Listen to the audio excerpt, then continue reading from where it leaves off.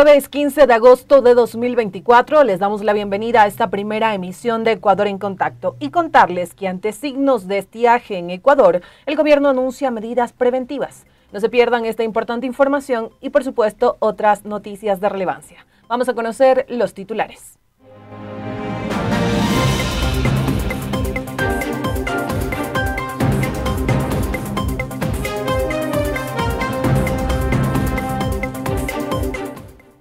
Ministra del Interior cuestiona intentos para destituir al presidente Daniel Noboa. Abogado comparte su análisis sobre la destitución de Fernando Muñoz del TCE y los impactos para las elecciones de 2025. Y la CONAIE pide fiscalizar a la Secretaría de Educación Intercultural Bilingüe y Etnoeducación. Ya regresamos con la ampliación de las noticias en este espacio comunitario.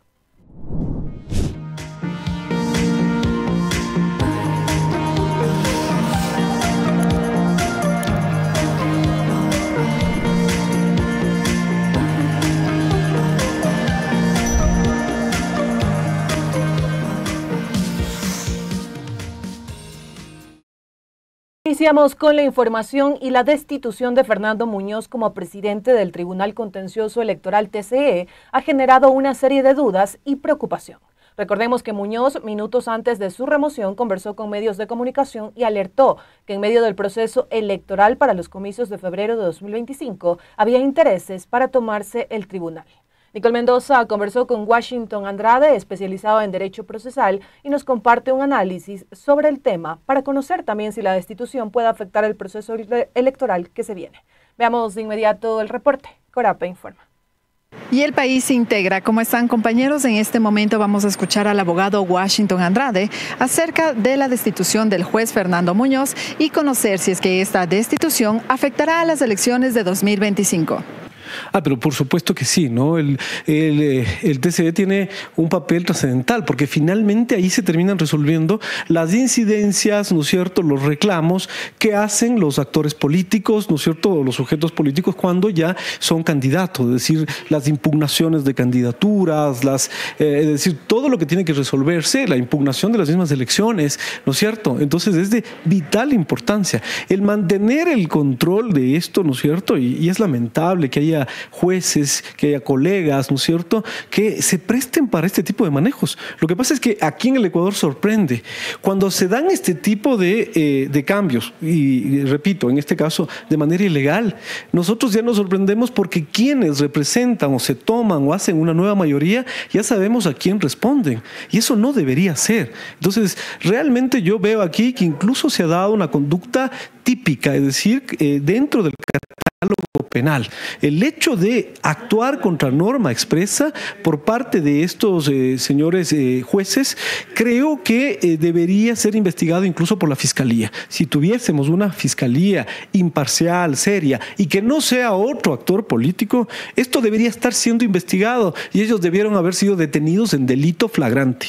Bueno, pero ya sabemos que los antecedentes de las personas que rodearon en algún momento al presidente Correa, muchos le traicionaron. Si su mismo vicepresidente lo traicionó. O sea, eso no termina, el hecho de que alguna vez haya colaborado, no determina que efectivamente ya sea, es decir, el correísmo. Lo que pasa es que aquí, con esta figura, ¿no es cierto?, de odio que se ha establecido entre el correísmo y el anticorreísmo, todas las personas estamos siendo calificadas de esa forma. No se piensa que hay una tercera, una cuarta opción en que uno puede pensar de manera diferente.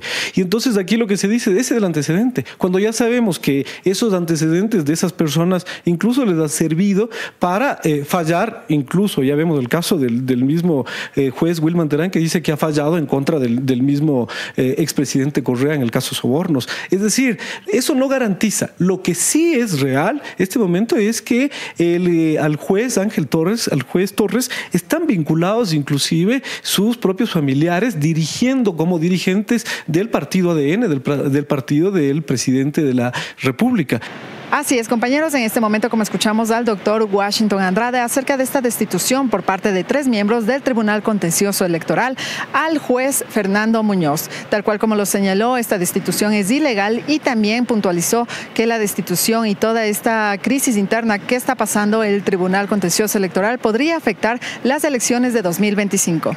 Con esta información estaremos pendientes para traerles más novedades. Regresamos a estudios. Corape informa. Y el Ecuador se integra y contarles que la ministra del Interior, Mónica Palencia, compartió unas declaraciones en respaldo al presidente Daniel Noboa. Aquí denuncia un intento de desestabilizar al gobierno y de destituir al primer mandatario. Palencia se suma así a la lista de ministros que se pronunciaron tras conocerse de una denuncia por supuesta violencia política de género que habría presentado la vicepresidenta Verónica Abad contra Noboa ante el Tribunal Contencioso Electoral. Sobre este tema, según expertos en la materia, de comprobarse la denuncia, podría acarrear una eventual destitución y suspensión de los derechos políticos por 4 años del presidente Noboa. Vamos a escuchar de inmediato las declaraciones de la ministra Palencia. Ciudadanos, República del Ecuador, a 14 de agosto de 2024. Hoy ha llegado a nuestro conocimiento un intento desestabilizador del gobierno del Ecuador. La vicepresidenta de la República, señora María Verónica Abad, ha presentado una solicitud al Tribunal Contencioso Electoral con el fin de destituir al presidente por vía de sanción y obtener además su inhabilitación por 4 años. Esto es, pretende hacerse con el poder de gobierno, ser la presidente del Ecuador y además inhabilitarlo para poder ser candidato a la presidencia de la República. No lo vamos a permitir. Ella está sosteniendo que ha habido una violación a sus derechos de participación con violencia de género porque se le ha encargado como única función ser embajadora en el Estado de Israel. Eso aconteció, ese encargo desde noviembre del año pasado.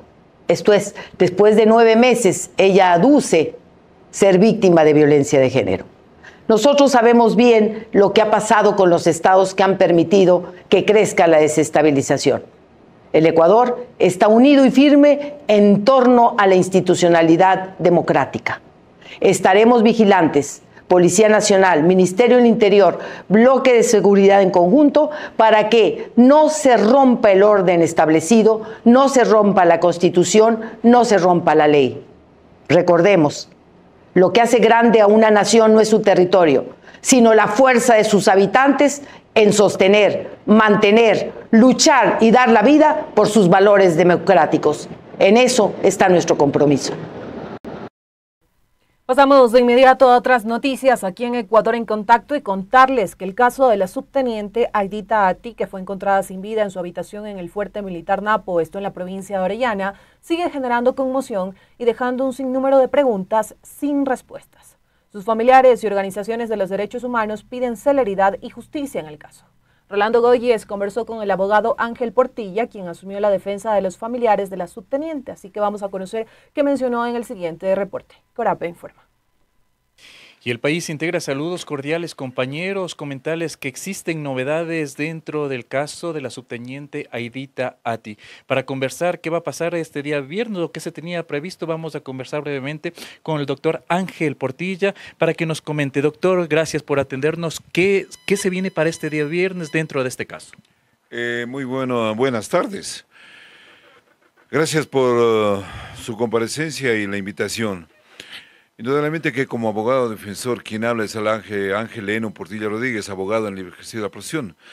Y las novedades son que ante una defensa técnica de los procesados se está arremetiendo en una forma inescrupulosa, jamás vista. Yo no he visto colegas así, intimidando a la fiscalía, amenazando a la fiscalía, amenazando a los que se aparecen.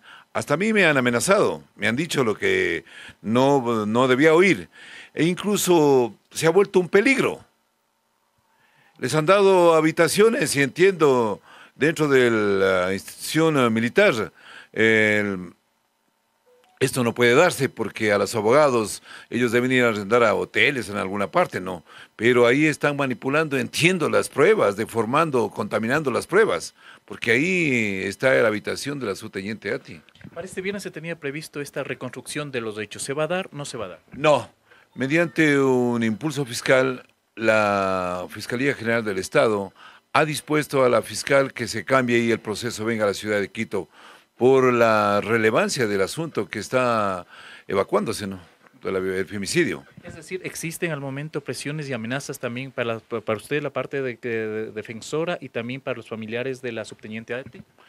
Mire, hasta ahora no se han dado frontalmente, ¿no? Pero hay mucha injerencia de parte de elementos militares. No quiero generalizar, no quiero decir que todos el ejército ecuatoriano, que es un honorable cuerpo de fuerza, ¿no?, que está combatiendo hoy a la delincuencia, pero en esta parte y en este punto hay interesados oficiales que ejercen el mando, el comando, el cargo y la jefatura, están injerenciando y metiendo mano en este proceso para que quede en la impunidad. Y en ese sentido no hay como ellos digan o qué pueden hacer, porque la entidad jurisdiccional, o sea, los juzgados y la fiscalía son entes autónomos, ¿no?, de administración de justicia. Ok, queremos agradecer al doctor Ángel Portilla, con quien hemos dialogado, para conocer los detalles de este caso. Nosotros vamos a estar atentos de las novedades que se dé para llevarles en la próxima emisión. Con esto retornamos. Corape informa.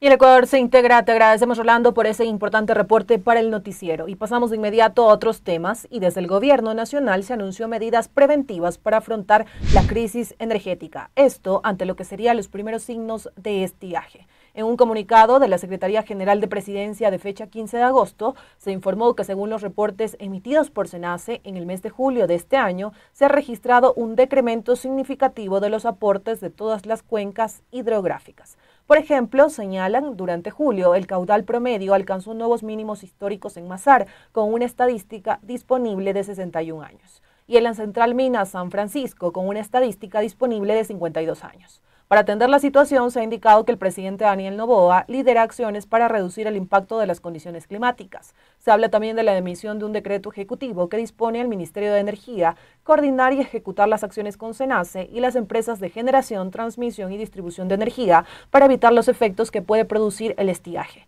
Además, que el Ministerio de Economía asigne recursos presupuestarios suficientes para el tema. Sobre Masar, amigos y amigas, contarles que es el segundo embalse más grande de Ecuador. Abastece el complejo hidroeléctrico Paute, que cubre el 38% de la demanda de electricidad. Por ello, su importancia.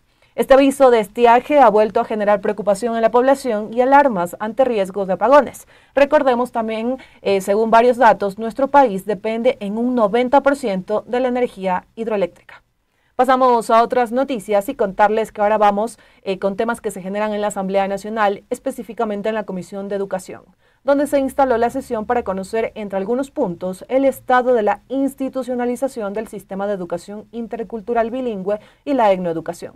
Hasta este espacio se dieron cita algunos de los principales dirigentes de la Confederación de Nacionalidades Indígenas del Ecuador, CONAIE, como Franklin Casicana, a quien vamos a escuchar en el reporte que preparó Rolando Goyes. Corape informa. Y el país se integra. Saludos cordiales, comentarles lo que fue la comparecencia de los principales dirigentes de la Confederación de Nacionalidades Indígenas del Ecuador, CONAIE, en torno a la fiscalización de la Secretaría de Educación Intercultural Bilingüe. Franklin Casicana, dirigente de Educación de la CONAIE, ha pedido que esto sea de forma lo más pronto posible. Ha dicho que esto se estipula dentro de la Ley Orgánica de Educación Intercultural y que al momento no se tiene respuesta por parte del Ministerio de Educación. El currículum de educación intercultural bilingüe no cumple con los preceptos técnicos y legales indicados, ya que el actual currículum es una copia del currículum nacional y no un currículum propio de educación intercultural bilingüe, conforme dispone la ley. ¿Esto pasa por qué? Porque la Secretaría de Educación Intercultural Bilingüe no ejerce la autonomía que establece la ley. Contrario a la ley, se pone a órdenes del Ministerio de Educación. Por ello, la Secretaría de Educación Intercultural Bilingüe, al no haber cumplido con la normativa, esto es, el ofrecer una educación de calidad con pertinencia cultural en sus propios ámbitos culturales y usando las lenguas indígenas propias, viola los derechos de los niños, niñas y adolescentes de los pueblos y nacionalidades, considerando además que estos grupos son grupos de atención prioritarios conforme establece el artículo 35 de la Constitución de la República del Ecuador, y así también el artículo 44 de la misma norma suprema establece que son los niños tienen en este caso el interés superior del niño que debe ser garantizado. Estábamos escuchando a Franklin Casicana, dirigente de Educación de la CONAIE, pidiendo a los integrantes de la mesa legislativa que se pueda fiscalizar a esta secretaría. Han dicho que no descartan otras acciones si no tienen respuesta por parte de las autoridades. Con esto retornamos. Corape informa.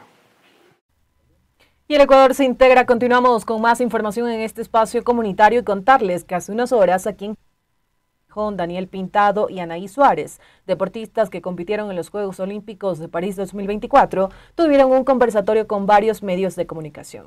Aquí se refirieron a su experiencia en los Juegos Olímpicos y a los desafíos que tiene Ecuador en el ámbito deportivo. Recordemos, amigos y amigas, que fueron 5 medallas y 6 diplomas que obtuvo la delegación de nuestro país en París. Escuchemos las declaraciones en el reporte de Nicole Mendoza. Corape informa. Y el país se integra. ¿Cómo están, compañeros? En este momento vamos a escuchar a Daniel Pintado, Glenda Morejón y Anaí Suárez, quienes compitieron en las Olimpiadas de París 2024. En este momento vamos a escuchar acerca de su pronunciamiento sobre estas Olimpiadas y también en relación al apoyo por parte del gobierno. O sea, independientemente del deporte, lo único que tenemos que hacer es ser disciplinados, tener muy buenos técnicos, porque los técnicos son importantísimos, valorar a los técnicos que tenemos. Los técnicos de nuestras medallas han sido cuencanos, en el caso de Glenda y mío, valorar a lo nuestro, apoyar a nuestros deportistas y también a nuestro equipo multidisciplinario, y pues yo creo que muchos niños pueden soñar con esto viendo que es tangible. Niños, si es que sus sueños llegaron a los Juegos Olímpicos, yo sé que es posible, trabajen para eso. Busquen un buen apoyo. El apoyo de los padres es fundamental cuando eres niño, porque en ese momento no hay empresa privada, no hay Ministerio del Deporte, no hay nadie. Están los padres ahí para apoyarlos, y los papás son quienes te dicen: hijo, yo confío que vos puedes ser campeón olímpico, hijo, yo confío en esto. Y si es que una mamá, un papá o un familiar le llena de esas aspiraciones al niño, el niño seguramente va a crecer creyendo que es posible. Realmente pienso que eso hay mucho que mejorar aquí en el país, y sobre todo también el tema de infraestructura. Si vamos a otros países, el deporte es muy primordial, y tal vez es por eso que son potencias mundiales, ¿no? Porque también le dan el valor que necesita el deporte. Entonces, pienso que no es imposible, pero tenemos que poner todos de parte para poder mejorar esa parte. Y también de una u otra forma agradecer al gobierno, aunque el presupuesto no llegó a tiempo, se puede decir, para nuestra preparación, llegó. Y bueno, esperando que ya estos contratiempos no puedan darse para el próximo ciclo olímpico, y confiando que ya con el resultado que tuvo nuestro país en estos Juegos Olímpicos pueda mejorar el apoyo, y sobre todo que crean más y que puedan dar mucho más de lo que nosotros necesitamos. Así es, compañeros, como pudimos escuchar a los 3 atletas que trajeron medallas olímpicas para el Ecuador. Entre ellos está Daniel Pintado, Glenda Morejón y Anaí Suárez. Ellos destacaron que por parte del gobierno hubo un apoyo, es verdad, pero sin embargo fue un poco tarde en el tema presupuestario, por ejemplo, y también resaltaron e hicieron un llamado para las autoridades, especialmente el Ministerio del Deporte, entre otras, para que se dé mayor apoyo a los deportistas aquí en el país. Con esta información regresamos a estudios. Corape informa. Y el Ecuador se integra, amigos y amigas, y llegó el momento de irnos a una pausa, pero ya regresamos en este espacio informativo.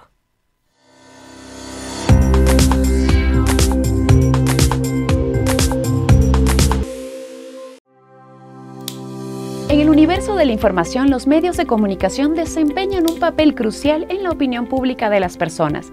Por este motivo, cuando se difunde información, tenemos una gran responsabilidad, y más aún cuando se trata de abordar las violencias de género.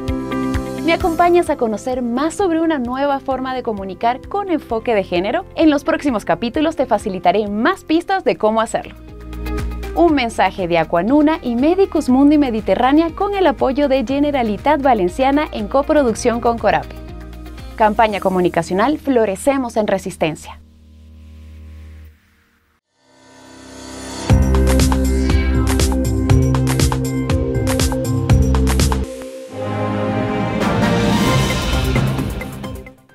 Querida audiencia, llegamos a los minutos finales de esta entrega informativa. Gracias por acompañarnos durante estos minutos. Les invitamos a que vean nuestros otros programas aquí en Corape Digital TV y por supuesto a que se suscriban. Provecho, pasen bien y nos seguimos encontrando con más noticias.